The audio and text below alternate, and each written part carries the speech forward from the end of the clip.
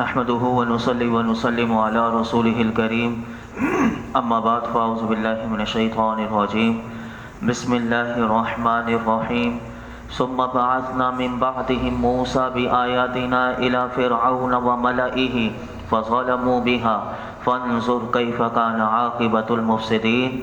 پھر ان کے بعد ہم نے موسیٰ کو اپنی نشانیوں کے ساتھ فرعون اور اس کی قوم کی طرف بھیجا تو انہوں نے ان نشانیوں پر زیادتی کی، تو دیکھو فسادیوں کا کیسا انجام ہوا۔ اس صورت میں جتنے واقعات ذکر کیے گئے ان میں سے یہ چھٹا قصہ آج سے شروع ہو رہا ہے، اور وہ حضرت موسیٰ علیہ السلام اور ان کی قوم سے متعلق ہے۔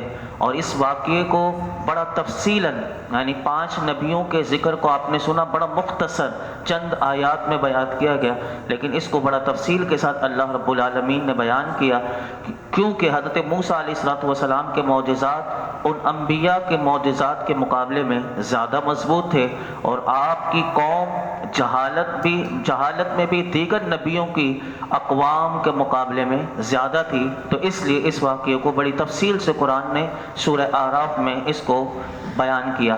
اس آیت کا خلاصہ یہ ہے کہ اس سے پہلی آیات میں جن انبیاء کا ذکر ہوا ان کے بعد ہم نے حضرت موسیٰ علیہ السلام کو ان کی صداقت پر دلالت کرنے والی روشن نشانیاں جیسے کہ روشن ہاتھ عطا کیا اور عصا وغیرہ معجزات کے ساتھ فرعون اور اس کی قوم کی طرف بھیجا، تو انہوں نے ان نشانیوں پر زیادتی کی، کیونکہ حضرت موسیٰ علیہ السلام جو اللہ کی طرف سے نشانیاں لے کر آئے تھے وہ بالکل صاف اور واضح تھی، لیکن پھر بھی فرعون اور اس کے درباریوں نے اقرار کے بجائے انکار ہی کیا، تو انہوں نے اقرار کی جگہ انکار کو، ایمان کی جگہ کفر کو رکھ کر حضرت موسیٰ علیہ السلام کی نشانیوں کے ساتھ زیادتی کی۔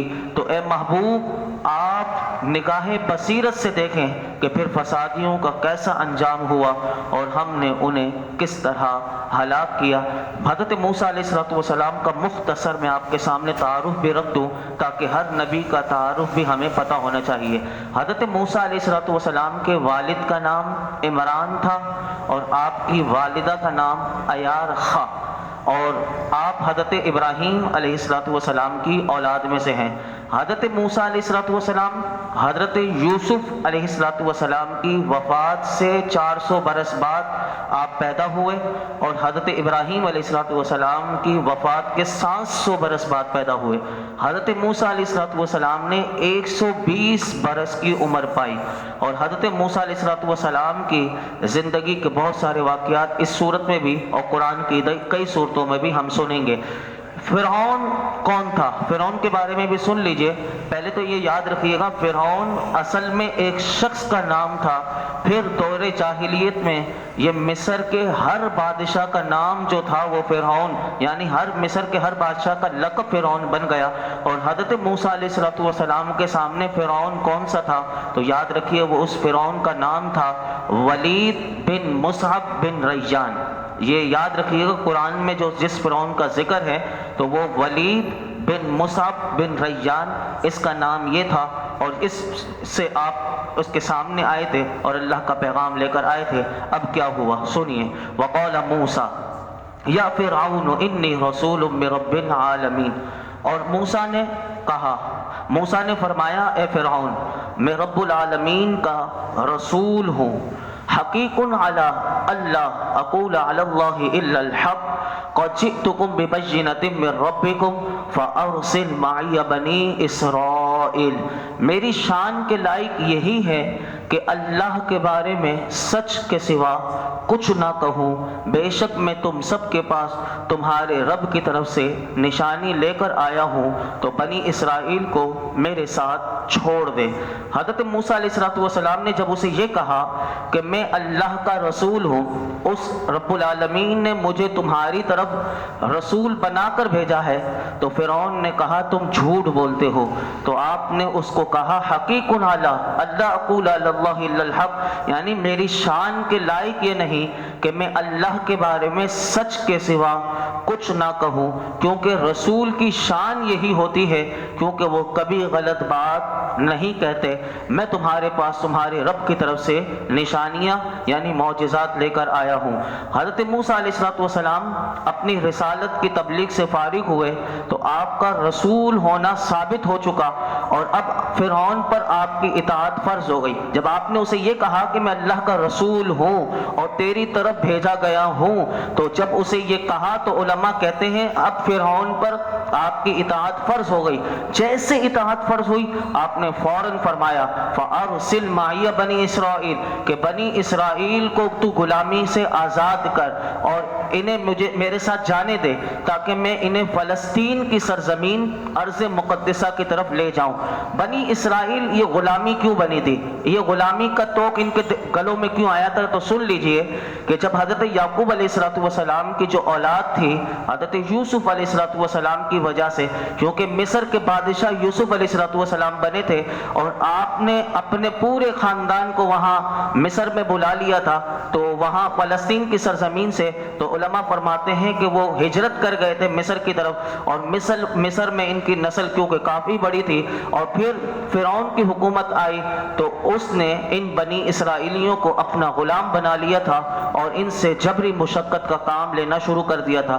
حضرت موسیٰ علیہ السلام کو اللہ نے اس لیے بھی بھیجا تھا کہ تاکہ کیونکہ آپ انہی کی اولاد میں سے تھے تو آپ نے یہ چاہا کہ انہیں غلامی سے نجات دلایا جائے، اور آپ نے اسی لیے فرعون سے فرمایا کہ ان بنی اسرائیلیوں کو میرے ساتھ بھیج دے تاکہ یہ اپنے آبائی وطن میں آباد ہو جائیں۔ اب قرآن کیا کہتا ہے؟ فرمایا قال ان كنت جئت بآیۃ فأت بها ان كنت من الصادقین فألقى عصاه فإذا هي ثعبان مبین۔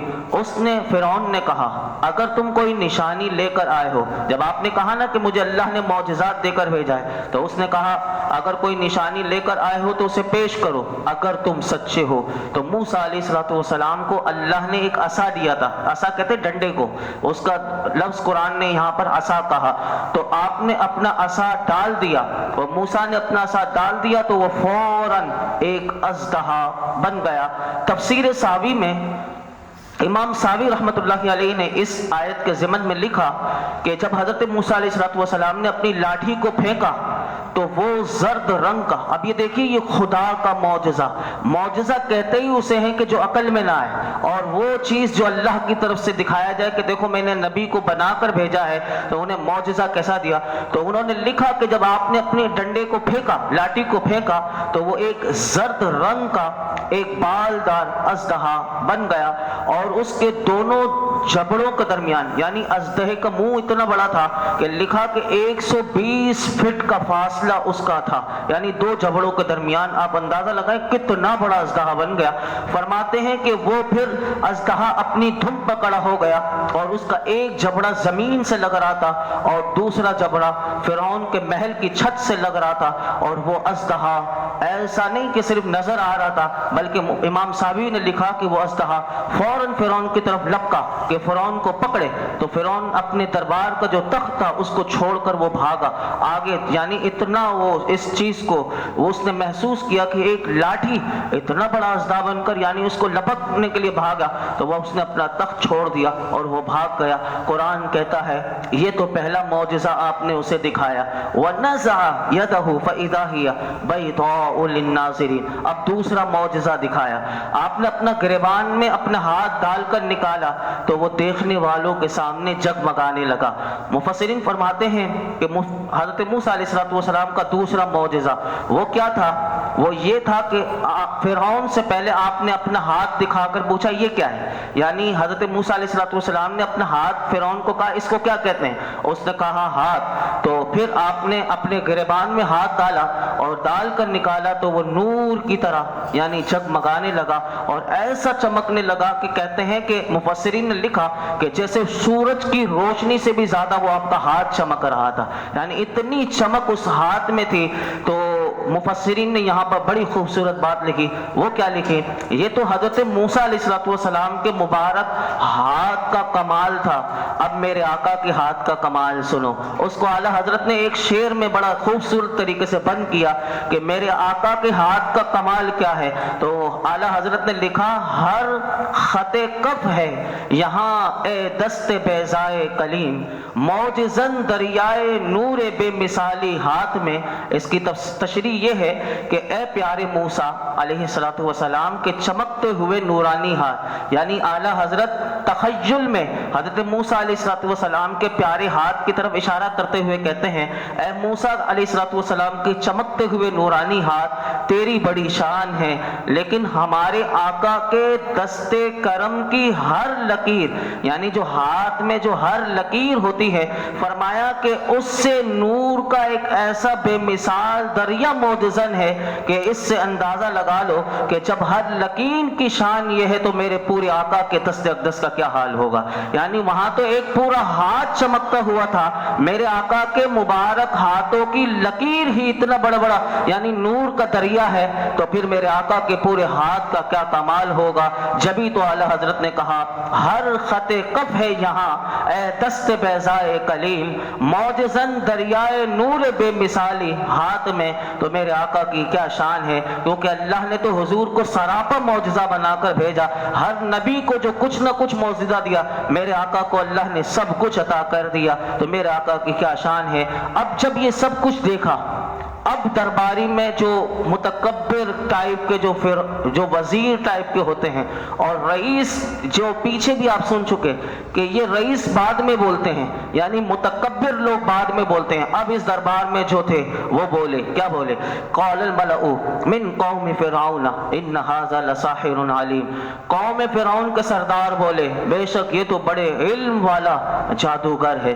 جب حضرت موسیٰ علیہ السلام نے اپنی صداقت ظاہر کرنے کے لیے دو معجزات دکھائے تو قوم فرعون کے سردار بولے بے شک یہ تو بڑے علم والا جادوگر ہے جس نے جادو سے نظر بند کر دی اور لوگوں کو عصا اژدہا نظر آنے لگا اور ایک گندمی رنگ والا ہاتھ آفتاب سے زیادہ روشن معلوم ہونے لگا. انہوں نے حضرت موسیٰ علیہ السلام کے متعلق یہ بات اس لیے کہی کہ اس زمانے میں جادو اپنے زور پر تھا، تو وہ سمجھے شاید یہ بھی جادو کی ایک قسم ہے، اور جادو کی بہت سی قسمیں اس زمانے میں مشہور تھیں اور یہ سب سے زیادہ حیران کن تھی. اس لیے فرعون کی قوم نے حضرت موسیٰ علیہ السلام کے بارے میں یہ خیال کیا کہ یہ بہت بڑے جادوگر ہیں. بس انہوں نے آپس میں ایک دوسرے سے کہا اتنا بڑا جادو اس لیے پیش کیا شاید یہ چاہتے ہیں کہ یہ ملک حاصل کر لیں اور یہ ریاست کے طلبگار ہیں. جب حق بولا جائے تو سامنے یہی آتا ہے، ہر کسی کو اپنی سیٹ کی فکر لگ جاتی ہے. یعنی جب حق سننے والا جب سامنے ہوتا ہے تو ہر کسی کو یہ ڈر لگتا ہے. اب اس زمانے میں بھی فرعون کے جو وزیر تھے وہ کہنے لگے کہ شاید انہیں آپ کا یہ پورا ملک چاہیے. اب فرعون کے ذہن میں یہ متکبر جو سردار تھے انہوں نے یہ بات ڈال دی. اب کیا ہوا؟ اب میں صرف ترجمہ پڑھوں گا اور قرآن ان کی گفتگو آپ کے سامنے، یعنی جو عربی میں اور ترجمہ، اسی سے آپ کو پورا مفہوم سمجھ میں آ جائے گا. سنیے بڑے غور سے کہ اب کیا ہوا. انہوں نے کیا کہا؟ یرید ان یخرجکم من ارضکم فماذا تأمرون. چاہتا ہے نکال دے تمہیں تمہارے ملک سے، اب تم کیا مشورہ دیتے ہو؟ یعنی اب اپنی قوم کے جو آپس میں سب لوگ تھے یعنی کافر، وہ کہنے لگے موسیٰ علیہ السلام کے بارے میں کہ یہ تو یہ چاہتا ہے کہ تمہیں تمہارے ملک سے نکال دے. یعنی باغی بنا رہے ہیں حضرت موسیٰ. یہ نہیں دیکھ رہے کہ وہ کیوں آئے، کس مقصد کے لیے آئے. اللہ نے انہیں تبلیغ دین کے لیے بھیجا، ایک اللہ کو ماننے کے لیے بھیجا، لیکن انہیں اپنی ریاست کی فکر لگ گئی، اپنی بادشاہت کی فکر لگ گئی اور اپنے قوم کے لوگوں قبطیوں کو کہنے لگے کہ یہ چاہتا ہے کہ نکال دے تمہیں تمہارے ملک سے، اب تم کیا مشورہ دیتے ہو؟ قالوا ارجع واخاہ. بولے مہلت دو اسے اور اس کے بھائی کو. اس کے بھائی سے کیا مراد ہے؟ حضرت موسیٰ علیہ السلام کے بھائی حضرت ہارون بھی ان کے ساتھ تھے، اور وہ تو کہنے لگے مہلت دو اسے اور اس کے بھائی کو.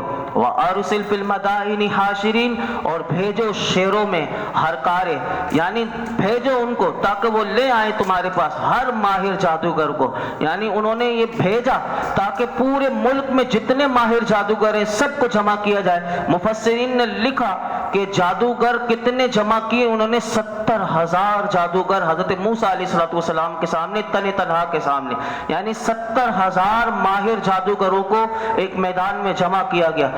یہ کام شروع ہو گیا، یاتوک بکل ساحر علیم، تاکہ وہ لے آئیں تمہارے پاس ہر ماہر جادوگر کو، یعنی تمہارے جتنے سپاہی ہیں فرعون کو کہا تو انہیں بھیج تاکہ یہ پورے ملک میں ہر ماہر جادوگر کو ڈھونڈ ڈھونڈ کر لائیں اور ایک میدان سجایا جائے اور بتایا جائے کہ یہ حضرت موسیٰ علیہ السلام یہ اللہ کے رسول نہیں، یہ بھی کوئی جادو سکھانے، یہ جادو دکھایا ہے انہوں نے۔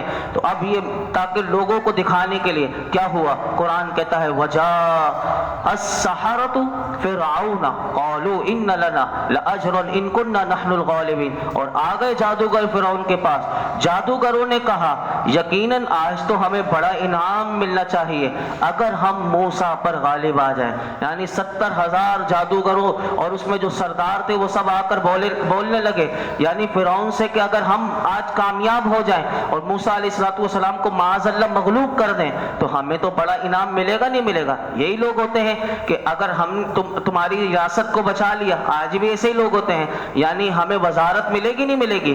آج بھی ایسے لوگ ہوتے ہیں کہ جو تنظیموں سے وابستہ ہو کر کسی کا بھی ستیہ ناش کر دیں، ہمیں کوئی وزیر کی یا کسی نوکری کی کوئی سیٹ ملے گی نہیں ملے گی۔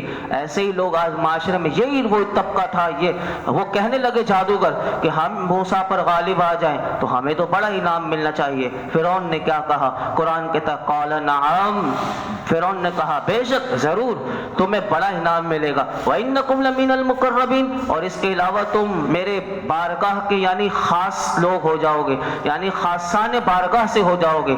قالوا، اب میدان سج گیا اور میدان سجایا گیا تو اس وقت پوری سلطنت کے لوگ اس میدان میں جمع ہو گئے۔ آپ اندازہ لگائیں وہ کتنا بڑا میدان ہوگا کہ وہ سب آ گئے۔ اب جادوگر بھی حضرت موسیٰ علیہ السلام کے سامنے ہیں اور تنے تنہا اللہ کا نبی۔ اب دیکھیں اللہ کا نبی کیسا شیر ہوتا ہے، اور اس کے سامنے 70,000 مقابلے کے لیے ہیں۔ جادوگروں نے ادب کیا، یہ میں بھی آپ کے سامنے رکھوں گا، جملے سنیے گا۔ قالوا یا موسیٰ اما ان تلقی و اما ان نکون نحن الملقین، جادوگروں نے کہا اے موسیٰ یا تو تم پہلے ڈالو ورنہ ہم ہی پہلے ڈالنے والے ہیں۔ قال القوا، موسیٰ علیہ السلام نے فرمایا پس تم ہی ڈالو۔ فلما القوا سحروا اعین الناس واسترهبوهم وجاءوا بسحر عظیم، جب انہوں نے ڈالا تو جادو کر دیا انہوں نے لوگوں کی آنکھوں پر۔ اب یہ دیکھیے حقیقت کیا ہے جادو کی، یہ آنکھوں پر ہوتا ہے۔ قرآن کہتا ہے انہوں نے ڈالا، کیا ڈالا؟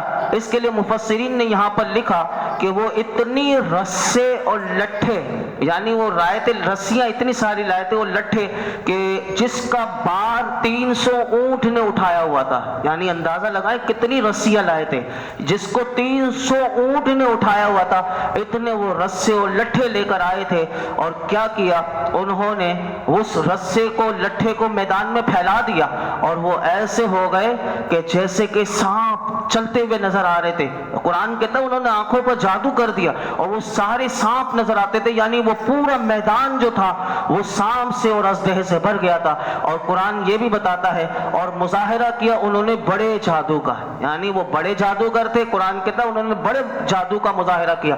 وَأَوْحَيْنَا، جب وہ دکھا چکے، اللہ کی وحی آ گئی موسیٰ علیہ السلام کے پاس۔ وَأَوْحَيْنَا، اور ہم نے وحی کی، إِلَى مُوسَىٰ أَنْ أَلْقِ عَصَاكَ، کہ اے موسیٰ کہ ڈالیے، ان القی عصا، اب آپ کے جو ہاتھ میں عصا ہے، یہ جو ڈنڈا ہے، اس کو بس اس میدان میں ڈال دیں۔ یعنی اتنی ساری رسیوں کے سامنے ایک، اب یہ دیکھیے یہ اللہ کا معجزہ سمجھ میں آئے گا، ایک لاٹھی ڈالی گئی، کیا ہوا؟ قرآن کہتا ہے فَإِذَا هِيَ تَلْقَفُ مَا يَأْفِكُونَ، فوراً وہ نگلنے لگا جو قریب انہوں نے بنا رکھا تھا۔ یعنی 300 اونٹ پر جو رسیاں لائے تھے اتنی ساری، وہ ایک لاٹھی کو اللہ نے وہ طاقت دے دی، وہ ساری کھینچ لی اس رسی نے۔ قرآن کہتا ہے فَوَقَعَ الْحَقُّ وَبَطَلَ مَا كَانُوا يَعْمَلُونَ، تو ثابت ہو گیا حق اور باطل ہو گیا جو جادو وہ کیا کرتے تھے۔ یعنی یہ اللہ رب العالمین نے یہ معجزہ دکھایا، یعنی وہ جادوگر عقل رکھتے تھے کہ قدرت بشری ایسا کرشمہ نہیں دکھا سکتی، یہ یقیناً اللہ کی طرف سے کوئی ضرور امر سماویہ ہے کہ جو اللہ نے دکھایا ہے کہ ایک لاٹھی اتنے سارا سب کچھ رسیاں لے جائے. پھر کیا ہوا؟ فغلبوا هنالك وانقلبوا صاغرین. یوں فرعونی مغلوب ہو گئے. وانقلبوا صاغرین، بھرے مجمع میں اور پلٹے ذلیل و خوار ہو کر. اب کیا ہوا؟ قرآن کہتا وَأُلْقِيَ السَّحَرَةُ سَاجِدِينَ قَالُوا آمَنَّا بِرَبِّ الْعَالَمِينَ. اور گر پڑے جادوگر سجدہ کرتے ہوئے کہنے لگے آمنا برب العالمین، ہم تو ایمان لائے سارے جہانوں کے پروردگار کا، رب موسیٰ و ہارون، جو رب ہے موسیٰ اور ہارون کا. یعنی جادوگر جو تھے وہ سارے کے سارے وہ سجدے میں گرا دیے گئے. اور اس کا کیا علماء نے لکھا سنیے، انہوں نے ادب کیا تھا. یعنی ادب نبی کا ہو، کافر بھی ادب کرے تو اس ادب کی وجہ سے ایمان نصیب ہو جاتا ہے. اور ان جادوگروں نے آپ کی اجازت کے بغیر، یعنی پہلے خود نہیں آتے ہی جادو دکھانا شروع کر دیا، بلکہ پوچھا تھا موسیٰ علیہ السلام آپ دکھائیں گے یا ہم دکھائیں؟ تو آپ نے انہیں اجازت دی. تو یہ اللہ کو ان جادوگروں کی ادا اتنی پسند آئی کہ اللہ نے انہیں ایمان کی دولت نصیب ہو گئی. تو پتہ چلا نبی کا گستاخ جو ہوتا ہے اگر ایمان والا بھی ہو تو پھر وہ ایمان سے بھی جاتا ہے، اور اگر کافر ہو ایمان وہ ادب کر لے اللہ کے نبی کا تو اسے ایمان نصیب ہو جاتا ہے. دوسری بات سن لیجئے، بس اسی پر اکتفا کرتا ہوں کہ انہوں نے لوگوں کی آنکھوں پر جادو کر دیا.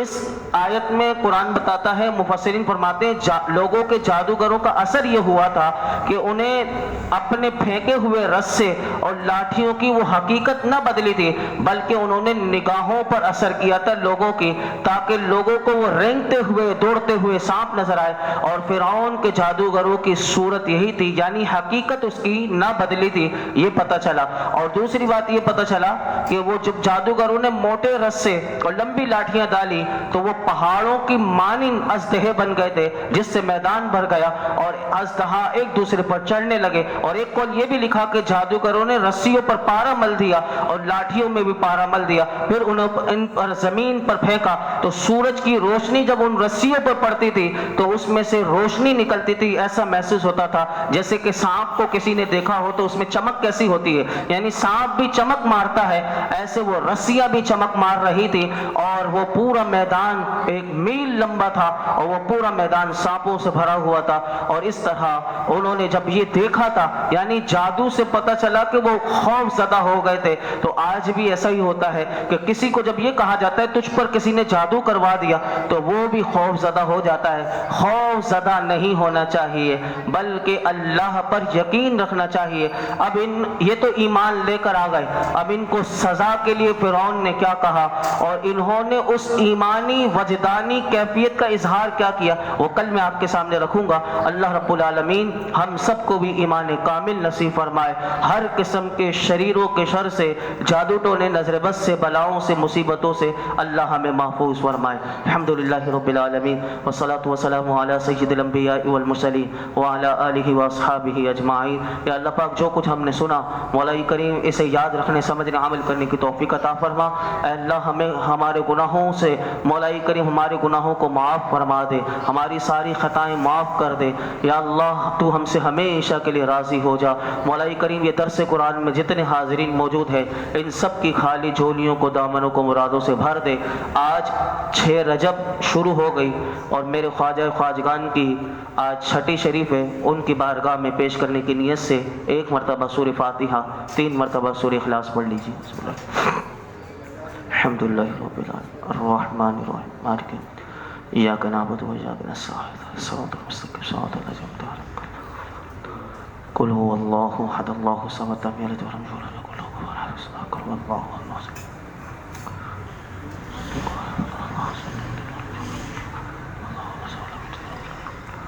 یا رب العالمین یا ارحم الراحمین جتنے تعداد میں ہم سب نے سورہ فاتحہ، سورہ اخلاص، درود پاک، نماز شہداء کی اپنی بارگاہ میں قبول فرما. سب کا ثواب حضور کی بارگاہ میں پیش کرتے ہیں قبول فرما. حضور کے صدقے میں حضور کی تمام امت مرحومہ کی روحوں کو صالح ثواب کرتے ہیں قبول فرما. بالخصوص خواجہ خواجگان خواجہ معین الدین چشتی اجمیری رحمۃ اللہ علیہ کی بارگاہ میں پیش کرتے ہیں قبول فرما. آپ کی نگاہ کرم نصیب فرما. خواجہ خواجگان کا صدقہ یا اللہ ہمیں بھی باعمل بنا دے. خواجہ خواجگان کی جو تبلیغ دین تھی وہ 90 لاکھ لوگوں کو مسلمان کیا۔